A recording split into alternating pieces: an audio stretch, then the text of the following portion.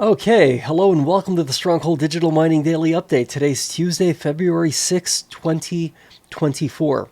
So we're at dataspace.copernicus.eu. This is the home of the Copernicus website and home, I suppose one could say, to the Landsat 2 project.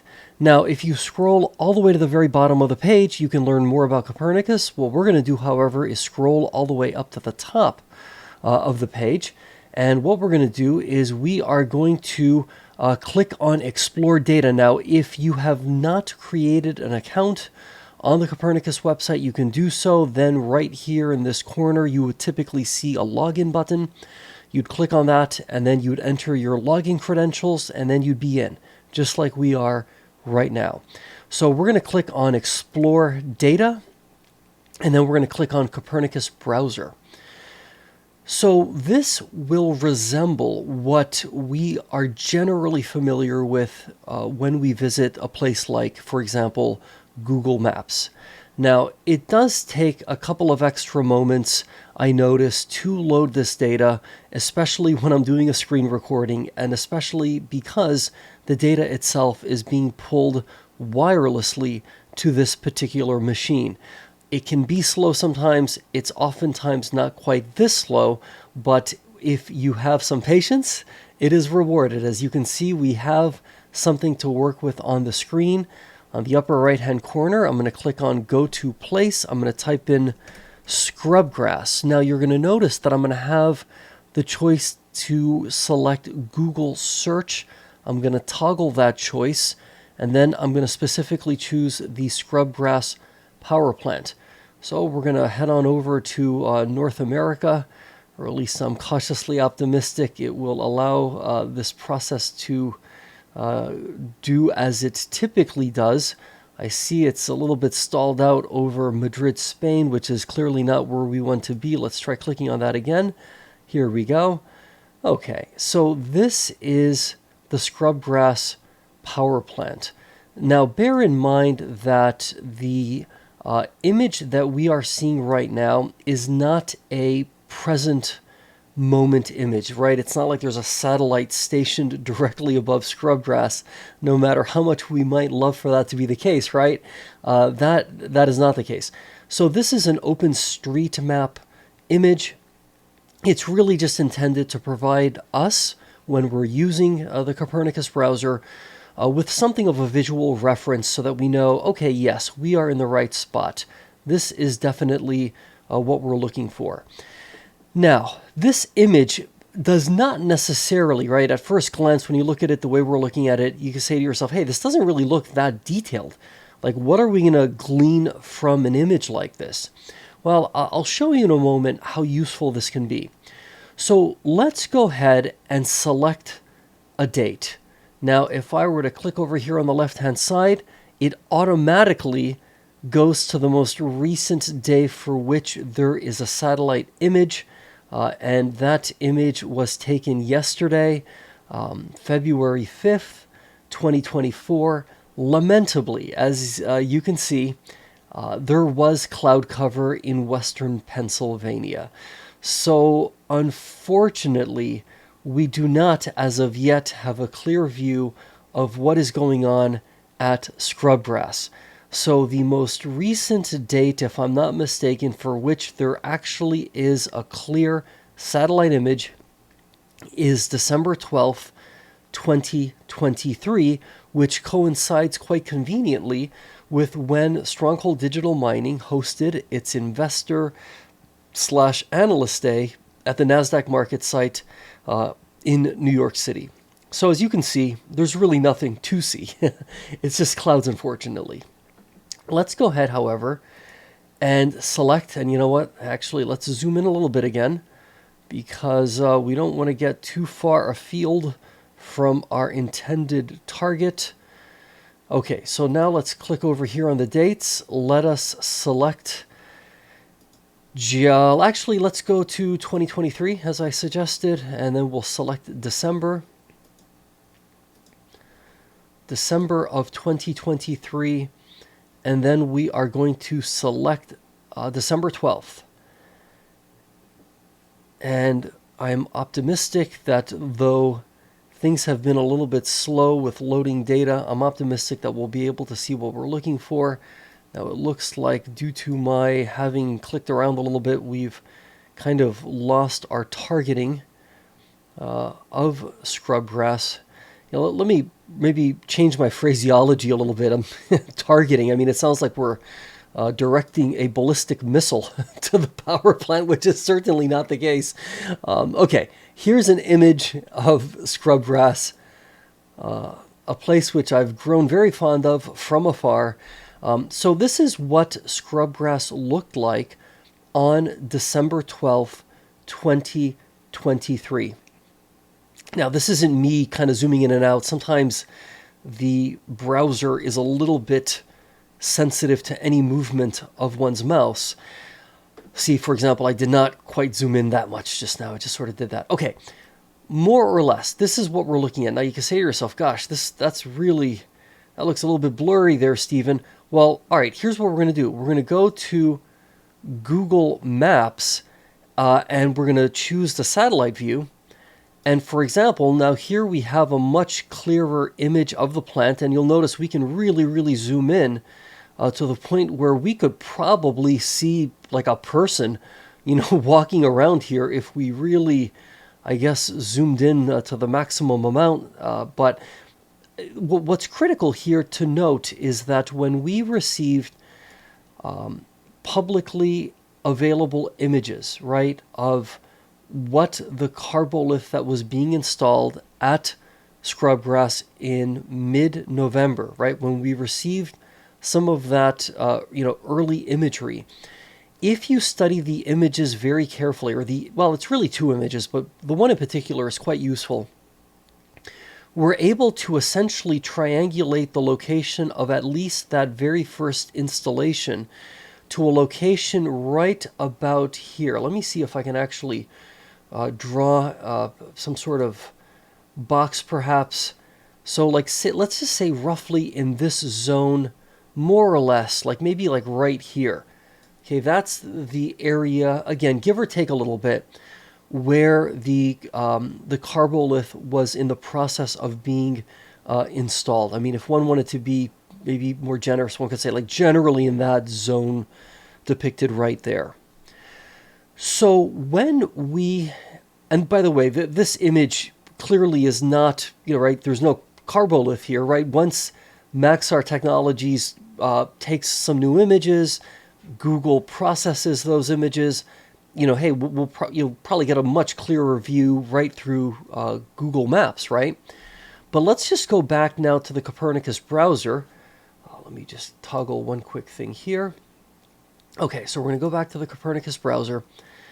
So when we look at that same basic zone, and let's see if I can actually draw once again a little box. Let's change the color to green.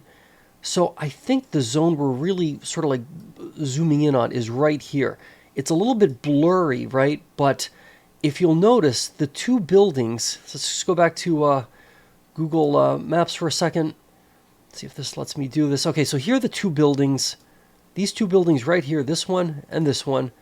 Okay, just keep those two buildings in mind and notice how the shadow effect is visible behind the buildings because basically the sun is hitting the buildings from what really amounts to this direction here, right? The sun's coming in that way, and so therefore, right, the shadows on the rear side of the building. When we go back to the Copernicus browser, we can start to see that same shadow effect. Here, let's see if I could draw that. Again, this is, obviously we're getting really into the weeds here, so to speak, but see the shadows from behind those two buildings? See, so there are the two shadows. Now, over here, there's, this seems so obsessive, right? But there appears to be some shadows, right? Do you notice that spot there? There seems to be some shadows there. Now, if we go back to Google Maps, okay, and we sort of look at this, we don't really see shadows here, right? So one is left then to presume that what we are seeing in the way of shadows, at least sort of in this zone right kind of here. Well, actually, sorry, I drew that arrow in somewhat of a stray manner. Right there, right there. See those shadows there? I suspect quite strongly that is evidence of carbolith activity.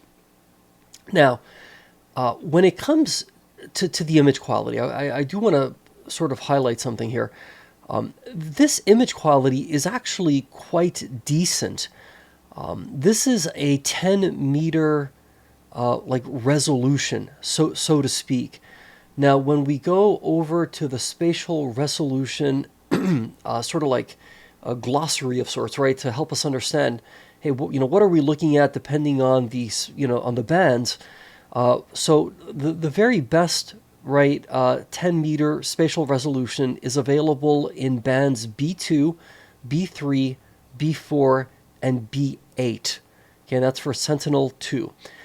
10 meter is pretty decent. I mean, it's not going to be as robust as what we're seeing on, the Google sort of like satellite view, but this is quite decent. So if we go back to the browser and we take a look, so here's B4, B3, and B2. That's true color. You can do false color. And this is something I love about the Copernicus browser, that a lot of these bands are already organized in a way that makes it as easy as clicking a button to get a better sense of what you're looking at. So let's just kind of zoom in here a little bit more. Again, to me, it seems very compelling that there appears to be something, right? There seems to be something here, and I don't know that it's a mound of ash necessarily, but there seems to be something in that vicinity right here that would be suggestive of the location of a carbolith, or at that point, maybe like 2 or more carboliths, bearing in mind also that the so-called corrugated piping that extends out from the carboliths. Again, I don't want to get too creative or inventive, right, with what we're looking at, to the point where it's like, wow, I think I see things that aren't really there. But nevertheless, this is the area of interest. Now, something else that I think bears some commentary is when we sort of look at this peninsula of sorts, right, that surrounds Scrubgrass. It's tempting. It's very tempting to assume that all of this must be owned by Stronghold Digital Mining, right? After all, we know that Scrubgrass sits on roughly 700 acres of land, 700 acres of land, somewhere in that vicinity. So hey, maybe it's that this entire peninsula is all basically Scrubgrass property. Now, when we go to a parcel viewer, we see a slightly different story. So yes, this chunk of land, so to speak, and by the way, take a look at how old this particular satellite image is. There's no Bitcoin mining. This is pre-Bitcoin mining at Scrubgrass. But see, this parcel right here is Scrubgrass, and this parcel over here to the left-hand side is also Scrubgrass. However, other parcels that surround the plant are not Scrubgrass. They appear to be owned by private citizens, so to speak. So I think, from my perspective, that's kind of interesting, just because, again, so for example here, let's go back to Google Maps here. So like this parcel, like right here, up on the upper left-hand side, pardon me, appears to be owned, again, by some private entity, private individual. As well as many other parcels sort of in the vicinity of the Allegheny River. So that's, I don't know, it's sort of thought-provoking to me in a lot of ways. But clearly all of this around the plant, and then this area sort of to the left of the plant, seems to very clearly be part of Scrubgrass. my point is, hey, we're not just going to use one or two carboliths. There are likely to be dozens of carboliths, both at Scrubgrass and at Panther Creek. So I anticipate that we're going to see potentially some trees being moved, so to speak. Maybe cut down just to make some extra room for carboliths. Alternatively, maybe it's plausible we're going to see more activity kind of stretching down the one side of the plant, but we're going to see activity, right? So when we look once again at the Copernicus browser and we say, okay, well, what are we looking at? What do we see?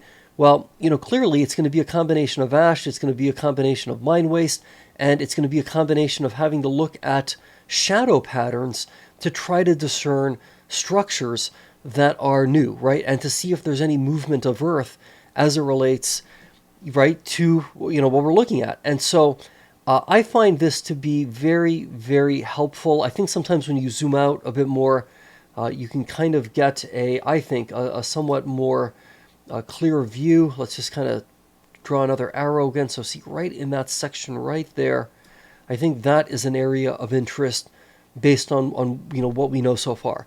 Again, as part of the testing process, is it possible they ripped up everything that was built and maybe moved somewhere else? Yeah, maybe.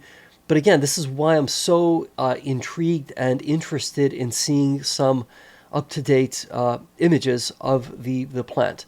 So, okay, that was quite a detailed sort of review of Scrubgrass, probably more than was needed. But lamentably, again, no image to speak of as of yet in 2024 that's not covered by clouds. It's a clear day again here in eastern Pennsylvania, but it's about every 5 days that the satellite makes a pass. It's interesting. So for Panther Creek, it's like the day before. So they're almost on this cycle where you'll see Panther Creek one day, and then like the next day, the satellite sort of like moves over, so to speak, and it can capture the area, the band, so, right where Scrubgrass is. Is this securities analysis, or is this something else? Sometimes this feels like something far more. I don't know. It can feel, as I've jokingly said before, it can feel a little bit like industrial espionage when you're doing this level of detailed, sort of like analysis of satellite imagery and attempting to discern shadows and to sort of guess what might be going on. Of course, everything can be made dramatically clearer, not necessarily through pictures, but through words, right? If there were to be a sentence or two in any forthcoming news release that says, hey, we have 2 carboliths assembled at Scrubgrass. Hey, actually, we've got 4 of them assembled because we're continuing to do some further testing. Whatever the case may be, right? And to get a little bit more detail about what is going on with regard to that testing. Yeah, hey, listen, I had the tremendous privilege and honor of being able to visit Panther Creek. Who knows? Maybe one day I'll have the opportunity to visit Scrubgrass. That'll be quite something, to say the least. Okay, my friend, let's stay positive, let's be great, and we'll see each other again tomorrow.